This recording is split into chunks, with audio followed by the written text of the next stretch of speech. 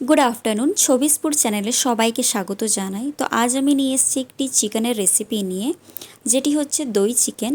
তো দই চিকেনের জন্য প্রথমে মাংসের সঙ্গে পেঁয়াজ বাটা, আদা বাটা, জিরে বাটা, ধনে বাটা, রসুন বাটা, টক দই, চিনি ও লবণ ভালো করে মাখিয়ে নিলাম।